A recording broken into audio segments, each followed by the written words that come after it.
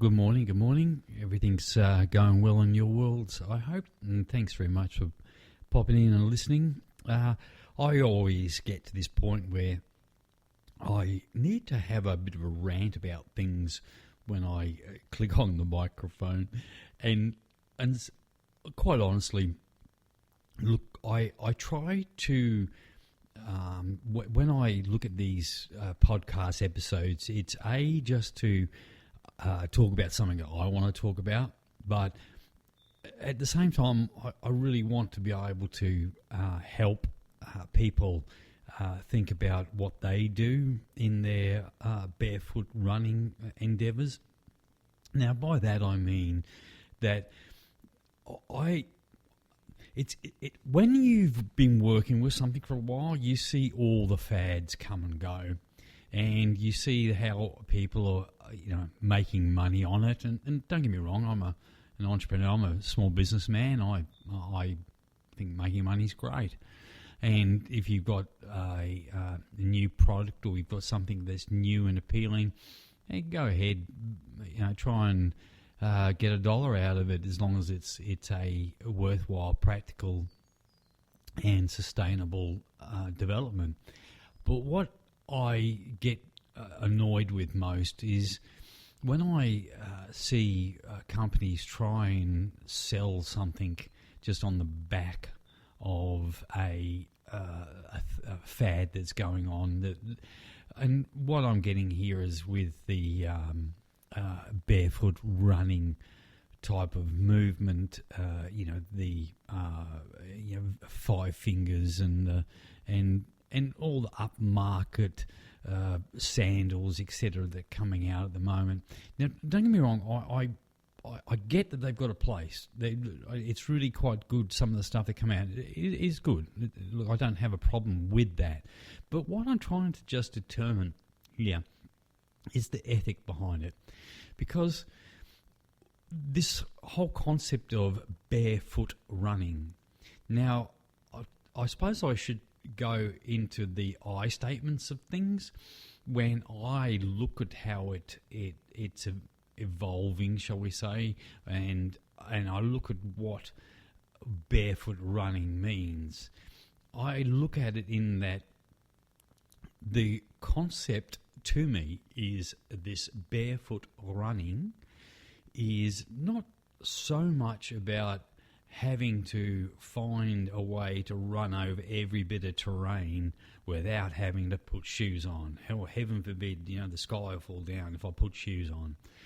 Because in all cultures in this world, when they have had the ability to make things easier for themselves, i.e. put some sort of, dead animal leather on their feet or stuff something with grass shoes, to make it comfortable, that's what they did. Okay? So when I'm looking at it, I'm seeing this, pardon the pun, grassroots movement working with an economic side of how do we, capitalise on this. As again, the preamble I had to that is like, look, I'm not against making money about something, but I'd bring the ethos back to what was the barefoot running movement about. Now, I can't speak for anyone else, but I know when I started looking at this concept of barefoot running, it was about learning how to understand and to condition your feet and all your running train to be able to actively and I'm trying to think of a good word for it, more so correctly run in the form that it was originally intended. And that's not with having pronation shoes and, big heels and just chunks of rubber thrown onto your feet. Now, is it good to have something under your feet when there's a sharp rock or something like that? Of course it is. And I'm a competitive runner. So I know the difference between, trying to hang on to someone on a tough downhill run when the guy up front's just bouncing away down the hill and I'm have to worry about going over gnarly rocks. Nah, it doesn't make sense to me. It just doesn't make sense. So the rant that's going on here today is that I saw this article, and let's see, many articles, but one of it was like, a guide to running on gravel, and I'm just thinking, well, yeah, look, there's a point when you're out running somewhere, you've got to go over some terrain that's not really comfortable to go over, and that's fair enough. Like you bring all your understanding of how to bend your legs a little bit, just tread a little bit easier, work over it so that you're not thumping. But what that means is that you're slowing down, and if you're in a race, well, that's not it. So you don't have to learn how to run over gravel. It's not you just don't have to worry about it. Just make things comfortable for yourselves. No one needs to go out and, try and throw down razor blades and learn how to run over razor blades. It's not something you have to do. Why do it, So, people are saying that, oh, look, you get over this gravel and, you gives you heaps of feedback and, it'll be most rewarding. I said, bullshit. It's uncomfortable, you don't want to do it. So, I'm not into that type of macho bravery, barefoot or die type of thing. It's just just ridiculous, you can go and run over it. I run over all sorts of terrain, but I don't train over it. I don't run for my competition. Yeah, look, I can get out and run for pleasure. That's a different thing, okay? But again, and there's an element there where if you're out running for pleasure, well, you don't have to worry about, you don't want to be running about how to run over gravel, Anyway, so look, I'm just going to just leave that there today, and just put it out there for people who are trying to work with this barefoot running techniques, and they see some of this stuff here is like that. I see, know when to quit. Sometimes it can get a bit all too much. Like some of these comments is there's no shame in discovering your limits. So, why do you want to put yourself there in shame anyway? If it's too hard to run, well, then walk. It's just a ridiculous attitude to come into in barefoot running, and because, as I said to you, that from the I statement, my barefoot running is about understanding how you run correctly in a natural form movement without having to have hunks of rubber attached to your feet. It's about learning how to strengthen all your running train. By train, I mean your calves, your quads, everything that moves in function with your running gait. That's not in any way, and what I'm saying here is like if you, it is a proven point. You put shoes on, your form changes. Okay, all right. So everything else changes about you.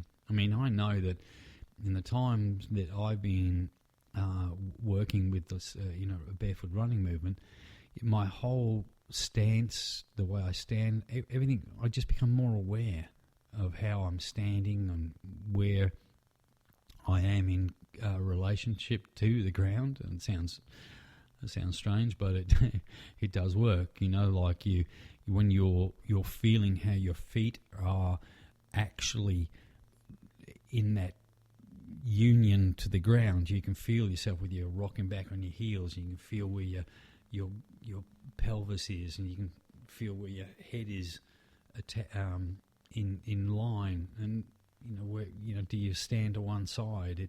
It's a really good body awareness. So anyway, look, that's all I want to say today. Is if you're out there, don't get confused with the barefoot running diehards. I mean, it's just it's. Yeah, I'm not in that camp. I'm there for understanding that you don't have to go out and buy rubber shoes that are environmentally unsustainable and made in sweatshops and exported into the country at great expense to others. So all you have to do is just to get a good piece of protection on the bottom of your feet for those gnarly little things, and you're all good to go. The other thing I suppose I better keep as a description on the I statement as well is that I have this podcast as Raw Food Barefoot Athlete, and again it's one of those other tags, the sort of labels that I used because it was raw food. It does explain what I am about, but at the same time, again, you get so many variations of raw food advocates, and the way to do it, and the 100% or nothing, which I've raved on about before. There's some great blogs out there that'll give you some really good ideas, and there's some that'll just try and hit you over the head with a banana if you look like having any sort of cooked food or anything like that. So again, it's one of those things that you have to be able to sit with yourself on your own journey, and at the same time, you'll get.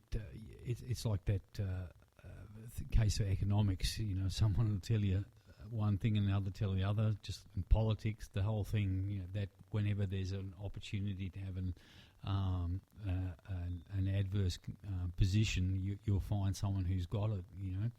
But I know for me, one of the biggest things people ask me about is the old, where do you get your protein? And I'll just quickly address this is that you'd be surprised how little you actually need. Okay, now it depends if you talk about it as a percentage of in grams or in weight or percentage, But there's a lot of there's a lot of people out there that are well known, the vegan Ironman, Brendan Fraser, Colin Campbell. There's a lot of people that I consider who know their stuff. Put it at about 15% protein that you need on a daily average. So there's plenty of places you can drop in a calculator on how many calories you need and what your particular weight is that you'll need. But when you sort of looking at it from an overview, is that how do you get enough protein without even having to think about the numbers? It's just quite honestly, if you add a few protein sources, nuts and depends on where you are, what you do eat, but say from my point of view is that I just keep a grand selection of foods going into me, so that and I'm not missing out on one thing or another. I just try to really vary up my foods. Well, for me, I do tend to have it with an objective view of that. It's winter, so whatever's being grown during winter, I'll eat that. So, but like that whole protein issue is not something that you have to really worry about, as long as you're getting a good varied diet. So and it's not complicated, it's just no big deal. Again, like most things, people want to be selling you a supplement for this and a supplement for that, and if you don't do it this way, you're dead in the water. But again, it's one, and I think that's what I'd be more striving to get across to people here, is that you look at something, you take it on board. Does it fit you? Yeah, let's use it. If it doesn't, well, then modify it to how it suits you. You really have to be open and mindful to what your body needs, and you don't take on everything as gospel. Don't get caught up in hype. Anyway, all right, okay. Well, we'll leave it there. See ya. Thanks a lot. Bye. And just remember to take off your shoes and go for a run.